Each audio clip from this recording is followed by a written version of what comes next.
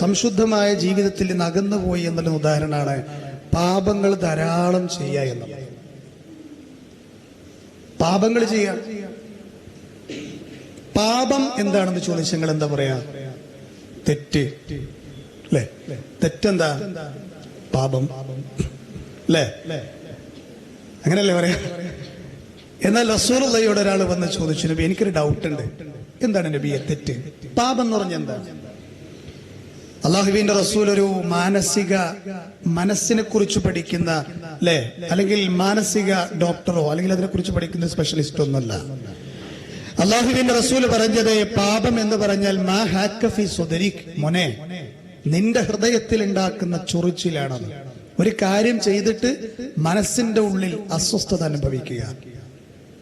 നാടു സ്ഥലം ഒന്നും പറയണില്ല, ഞാൻ കാര്യം കേൾപ്പിച്ചു തരാം.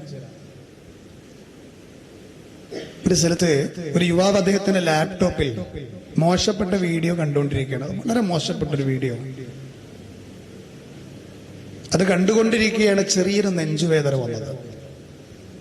മറിഞ്ഞു വീണപ്പോ കൈ തട്ടി എന്താ പറയാ, മറിഞ്ഞു വീണപ്പോ അദ്ദേഹം താഴെ വീഴുന്ന സൗണ്ട് കേട്ടിട്ട് വീട്ടുകാര് കഥകൊക്കെ ചവിട്ടി തുറന്ന് ഉള്ളിൽ കയറിയപ്പോ ഇവനെ വേഗം ഹോസ്പിറ്റലിൽ കൊണ്ടുപോയി.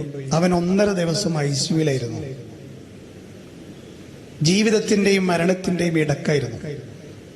ജീവിതത്തിലേക്ക് തിരിച്ചു വന്നപ്പോ അവന്റെ സിസ്റ്ററിനെ വിളിച്ചിട്ട് അവൻ ചോദിച്ചു, എന്റെ ലാപ്പ് എവിടെ?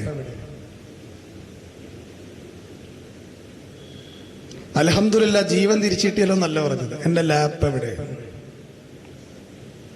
കാരണം അതറിയണം. കാരണം അതിലുള്ള അവൻ കണ്ടുകൊണ്ടിരിക്കുന്ന വീഡിയോ അവന്റെ കുടുംബാംഗങ്ങൾ കണ്ടിരുന്നെങ്കിൽ ഈ കിടപ്പിൽ മരിച്ചാൽ മയ്യത്ത് നിസ്കരിക്കാൻ പോലും കിട്ടൂല. അപ്പൊ അവന്റെ സിസ്റ്റർ പറഞ്ഞു, ലാപ്പോ? അത് നീ വീണപ്പോ നിന്റെ കൈ തട്ടി താഴെ വീണ അതിന്റെ സ്ക്രീനൊക്കെ ആകെ പൊട്ടിപ്പോയല്ലോ. അൽഹംദുലില്ലാ. എന്താ പറഞ്ഞത്? അൽഹംദുലില്ലാ.